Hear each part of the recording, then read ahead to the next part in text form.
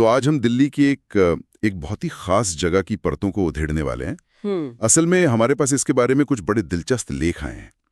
एक ऐसी इमारत जिसके कह सकते हैं दो चेहरे हैं। दो चेहरे, हाँ। एक तो है इसका ऐतिहासिक चेहरा जो किताबों में है, और दूसरा बड़ा रहस्यमयी है, दिल्ली की डरावनी कहानियों वाला। बिल्कुल, हम बात कर रहे हैं म्यूटिनी हाउस की। हाँ, म्यूटिनी हाउस। और देखिए, ये जो दो चेहरे हैं ना, ये एक दूसरे से पूरी तरह जुड़े हुए हैं। दिलचस्प बात यही है कि इस जगह की पूरी कहानी को समझने के लिए हमें इतिहास, राजनीति और लोक कथाओं, इन तीनों धागों को एक साथ पकड़ना होगा। अच्छा। ये सिर्फ एक पुरानी इमारत नहीं है, ये एक जीता जागता सबूत है कि कैसे एक ही घटना को दो बिल्कुल अलग नजरियों से देखा जा सकता है। ठीक है, तो फिर चलिए इसी सबसे जरूरी पॉइंट से शुरू करते हैं ना। हाँ, इसका नाम ही देखिए, म्यूटिनी मेमोरियल। नाम में ही सब कुछ है। म्यूटिनी मतलब गदर, विद्रोह, ये तो साफ साफ अंग्रेजों का दिया हुआ नाम है। उनका नजरिया बिल्कुल। हम भारतीय तो उस घटना को 1857 का पहला स्वतंत्रता संग्राम कहते हैं। तो क्या इसकी कहानी की शुरुआत ही एक विरोधाभास से होती है? बिल्कुल, आपने एकदम जैसे कहते हैं ना सही नस पकड़ी है। यही इस जगह का सबसे बड़ा तनाव है। सोचिए, ये इमारत बनी कब? 1863 के आसपास, यानी जंग के कुछ ही साल बाद। हाँ, जंग के खत्म होने के तुरंत बाद। और इसे बनवाया था अंग्रेजों ने उन ब्रिटिश और भारतीय सैनिकों की याद में जो दिल्ली फील्ड फोर्स का हिस्सा थे, जिन्होंने विद्रोह को दबाने में अपनी जान दी थी। एग्जैक्टली, जिन्होंने विद्रोह को दबाया। तो अपने मूल रूप में ये एक जीत का स्मारक है, ब्रिटिश साम्राज्य की जीत का प्रतीक। और इसे बनाने के लिए जो जगह चुनी गई वो कोई आम जगह नहीं थी। नहीं, बिल्कुल नहीं। दिल्ली का northern ridge area, Kashmiri gate के पास, ये तो 1857 की लड़ाई का मतलब सेंटर था। यही तो सबसे घमासान जंग हुई थी। हाँ, और ये कोई इत्तेफाक नहीं था। इसे जानबूझकर रिज पर, एक ऊंची जगह पर बनाया गया था ताकि ये दूर से ही दिखे। ये सिर्फ एक यादगार नहीं थी, ये एक ऐलान था दिल्ली शहर पर, और कह सकते हैं पूरे हिंदुस्तान पर, ब्रिटिश ताकत का एक परमानेंट ऐलान। पत्थर में लिखी एक चेतावनी कि साम्राज्य के खिलाफ उठने का अंजाम क्या होता है। तो ये सिर्फ एक श्रद्धांजलि नहीं, बल्कि एक तरह का पॉलिटिकल और साइकोलॉजिकल हथियार भी था। बिल्कुल। अब अगर इसकी बनावट पर आए तो लेखों में जिक्र है कि ये लाल बलुआ पत्थर से बना है और इसका आकार अष्टभुजाकार है, ऑक्टेगोनल। अब दिल्ली की कई इमारतों में ये पत्थर दिखता है, तो इसमें क्या खास है? देखिए, पत्थर तो दिल्ली का है, लेकिन इसकी जो शैली है, इसका आर्किटेक्चर, वो बिल्कुल ब्रिटिश है। इसे गॉथिक स्टाइल में बनाया गया है। अच्छा, गॉथिक। हाँ, वो ऊंची नुकीली मेहराबें, एक टावर जैसा एहसास, ये उस दौर के ब्रिटिश विक्टोरियन आर्किटेक्चर का क्लासिक उदाहरण है। मकसद साफ था, दिल्ली की जमीन पर एक ऐसी इमारत खड़ी करना जो देखने में बिल्कुल अंग्रेजी लगे, जो अपनी बनावट से ही अपनी पहचान और अपनी ताकत दिखाए। और इसका ऑक्टागोनल डिजाइन, क्या इसका भी कोई मतलब था? इसका एक प्रैक्टिकल मकसद था। आप एक ऑक्टागोनल टावर को किसी भी दिशा से देखें, वो लगभग एक जैसा ही भव्य और मजबूत नजर आता है। मतलब एक 360 डिग्री स्टेटमेंट। हाँ, बिल्कुल। और सबसे अहम बात, जैसा कि आपके दिए गए स्रोतों में भी बताया गया है, इसकी दीवारों पर उन सैनिकों के नाम, उनकी रैंक और रेजिमेंट के नाम खुदे हुए हैं। ये बात मुझे बहुत दिलचस्प लगी। लेकिन यहाँ एक सवाल उठता है। ये नाम पत्थर पर लिखकर क्या इतिहास का एक ही पक्ष नहीं दिखाया जा रहा? हाँ, ये उन सैनिकों की कहानी बताता है जो ब्रिटिश फौज का हिस्सा थे।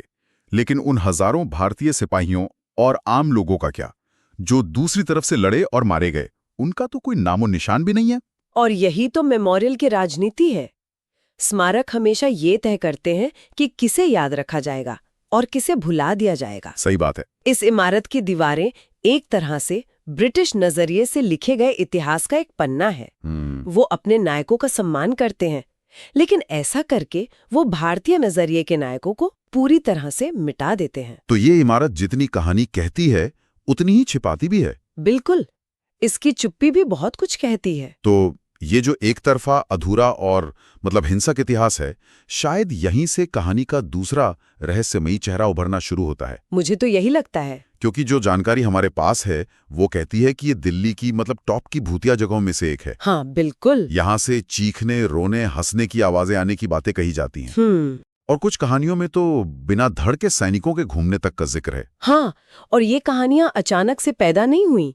ये उसी इतिहास के खाई से निकली हैं जिसका जिक्र हम कर रहे थे। अच्छा। जब आधिकारिक इतिहास कुछ आवाजों को दबा देता है तो वो आवाजें लोक कथाओं और भूत प्रेत की कहानियों में जिंदा रहती हैं।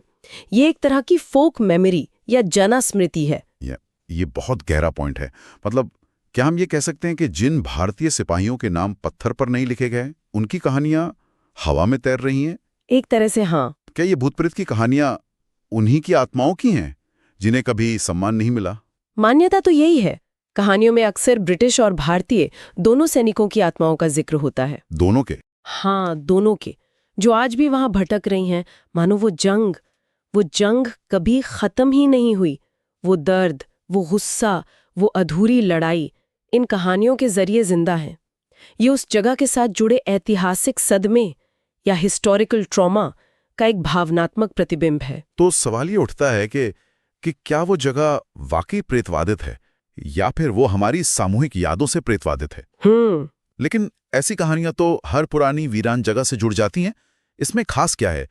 क्या इन कहानियों में 1857 की हिंसा से जुड़ा कोई खास पैटर्न दिखता है? इसमें फर्क है। आमतौर पर पुरानी हवेलियों की कहानियां किसी एक व्यक्ति या परिवार से जुड़ी होती हैं, है ना?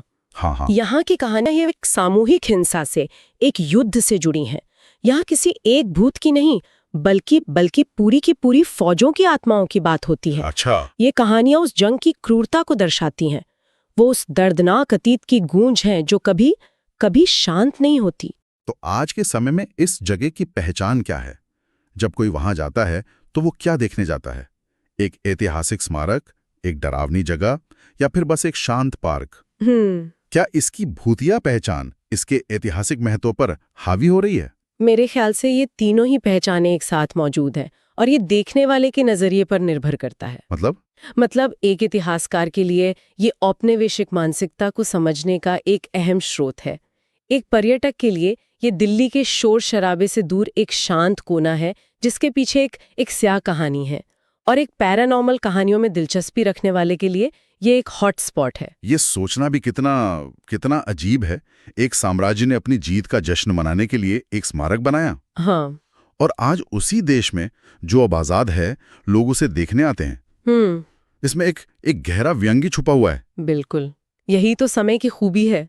किसी भी स्मारक का मतलब पत्थर की तरह सख्त और स्थायी नहीं होता। वो समय के साथ, समाज के साथ बदलता रहता है। सही बात है। अंग्रेजों के लिए इसका मतलब था जीत और कंट्रोल। 1947 के बाद आजाद भारतीयों के लिए इसका मतलब बन गया गुलामी और संघर्ष की शुरुआत। और आज की पीढ़ी के लिए? आज की पीढ़ी के लिए ये इतिहास, रहस्य और शायद वीकेंड पर घूमने की एक जगह का मिश्रण है। इमारत वही रहती है, लेकिन इसकी कहानी को पढ़ने का हमारा चश्मा बदल जाता है। तो कुल मिलाकर ये जो म्यूटनी हाउस है, ये सिर्फ पत्थर और गाले की एक इमारत नहीं है। नहीं, बिल्कुल नहीं। ये एक ऐसा कैनवस है जिस पर इतिहास ने एक कहानी लिखी, राजनीति ने उसे अपना रंग दिया और लोगों की यादों ने उस पर भूतों के साए बना दिए। क्या बात है। ये हमें याद दिलाता है कि एक ही जगह की कई कहानियां हो सकती हैं। एक जो पत्थरों पर खुदी है और दूसरी जो पीढ़ी दर पीढ़ी कानाफूसी में जिंदा है। और ये हमें एक बहुत गहरी बात सोचने पर मजबूर करता है। ये भूतिया कहानियां, चाहे ये सच हो या ना हो, एक बहुत जरूरी काम करती हैं।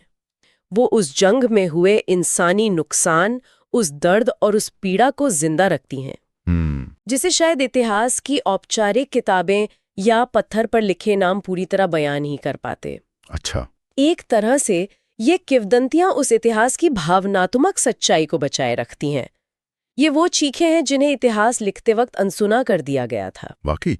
और ये हमें सवाल पर लाकर छोड़ता है कि हमारे शहरों में ऐसी कितनी ही इमारतें और स्मारक होंगे जिनकी ऐसी ही छुपी हुई विरोधाभासी कहानियां हैं। बहुत सी होंगी। क्या हम सिर्फ इमारतों को देख रहे हैं या हम समय में जमे हुए एक तरफा तर्कों को देख रहे हैं?